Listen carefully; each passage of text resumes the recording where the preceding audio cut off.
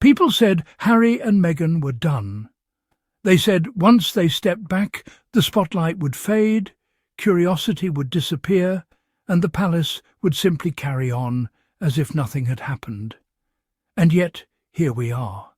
Because despite everything, recent reporting out of the UK suggests that Prince Harry and Meghan, the Duke and Duchess of Sussex, remain firmly on the radar.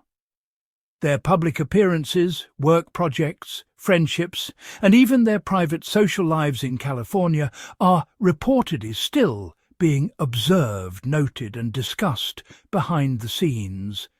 And let's be real for a second, that fact alone tells you more than any headline ever could.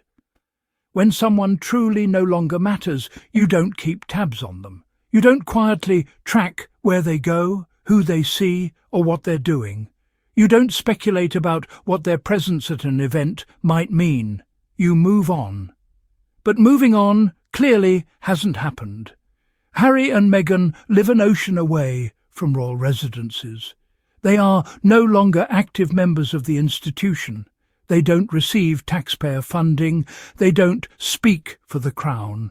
Their lives are no longer governed by royal schedules, ceremonial duties, or palace rules. And yet, every time they appear publicly, whether through a media project, a speaking engagement, a charitable initiative, or even a low-key social gathering, it reportedly sends ripples back across the Atlantic. At this point, it feels less like casual awareness and more like someone insisting they're not paying attention while never missing an update. What stands out most is the way these stories are framed.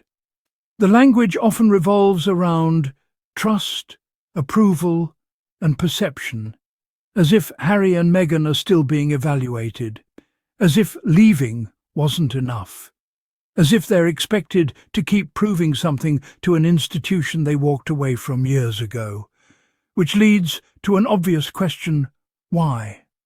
Why should Meghan creating content or Harry standing beside his wife affect anyone's confidence within a system they no longer belong to? Why does their openness cause discomfort? Why does visible success outside the framework feel threatening? The answer is simpler than many want to admit. It's unease. Because Harry and Meghan didn't just leave royal roles, they disrupted the assumption that life after the institution must be quiet, restrained, and invisible.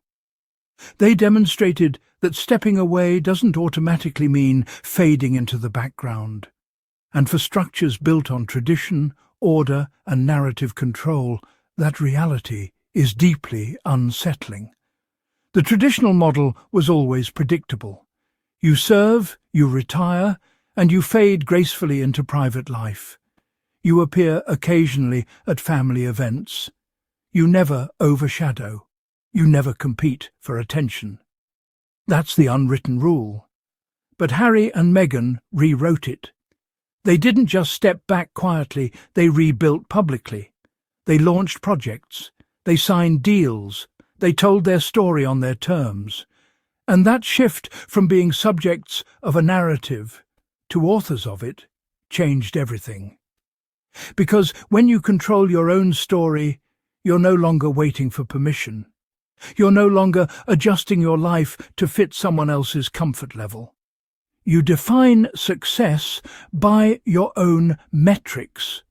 And that's what makes people uncomfortable. It's not what Harry and Meghan are doing. It's that they're doing it without institutional approval.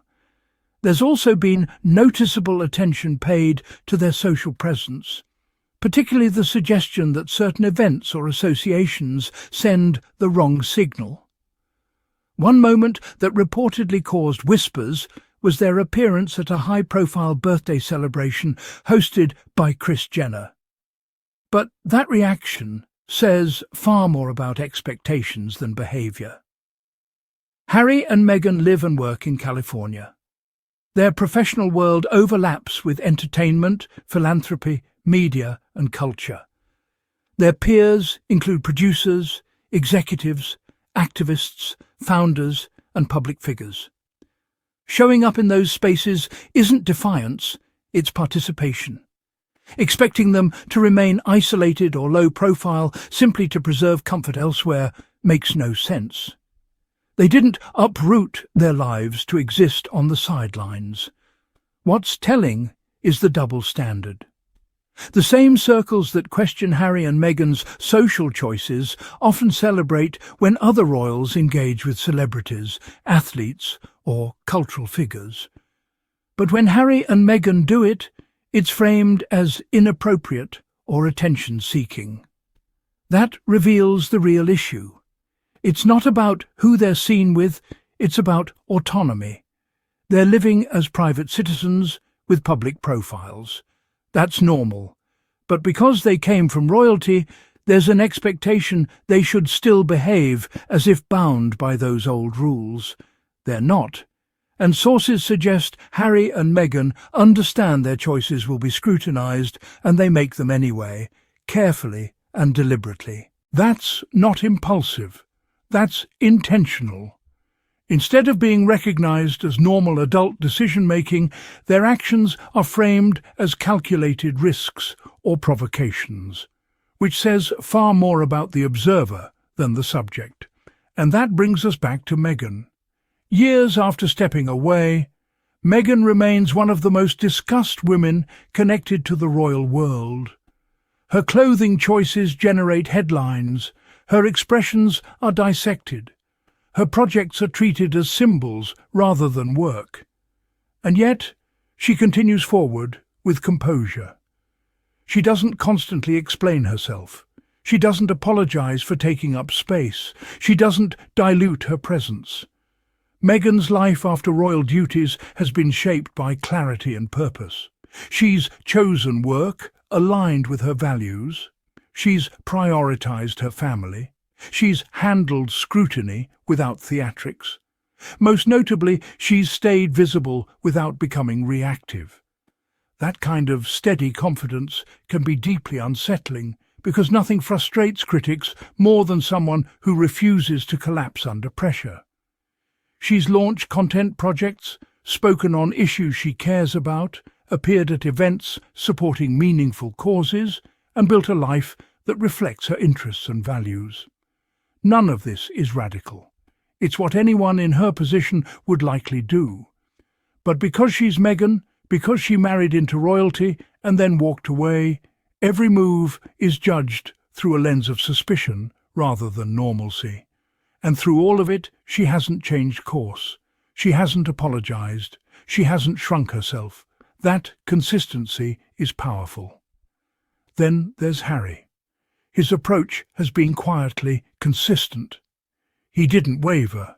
He didn't distance himself. He didn't allow outside pressure to interfere with his marriage or his family. He shows up. He stands beside Meghan. He supports her publicly and openly.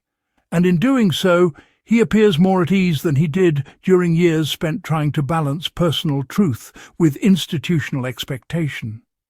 When people say Harry seems different now, what they're often noticing is that he no longer performs for approval. He no longer molds his life around optics designed to please people who were never satisfied. And that autonomy can feel threatening to systems built on obedience. Harry's support of Meghan isn't defensive or combative, it's grounded in partnership. He's present, he's engaged. He's clearly chosen his family over institutional loyalty. For someone raised in a world where duty often came before personal happiness, that's a profound shift. And that shift appears to have brought peace, not regret. So when reports suggest continued monitoring of Harry and Meghan, it shouldn't come as a shock. Attention doesn't always equal admiration. Sometimes it reflects unfinished business. Observation isn't neutrality, it's engagement. And every time Harry and Meghan appear calm, unified and unbothered, it reinforces the same truth. Leaving didn't weaken them, it forced a shift. The irony is that the act of watching keeps them central to the conversation. It confirms that their choices still resonate, that their presence still matters, that independence didn't erase their influence, it expanded it. They're no longer confined to palace walls or institutional narratives. They operate on a global stage. If Harry and Meghan truly pose no challenge to the old narrative, there would be no need to watch so closely. Silence would have followed. But silence hasn't come. And that suggests what they represent: choice, autonomy, life beyond permission, still unsettles the system they left behind. Ultimately, Harry and Meghan have proven that you can leave a powerful institution and not only survive, but thrive. That walking away doesn't mean disappearing. That choosing yourself doesn't mean losing relevance. And perhaps that's the most uncomfortable truth of all, not that they left, but that they're doing well. Now I want to hear from you. Why do you think attention remains so focused on Harry and Meghan? Is it concern, control, or something else entirely? And why do you think Meghan continues to draw such intense attention years after stepping away? Share your thoughts in the comments. Respectful discussion is always welcome here, and I truly enjoy reading your perspectives.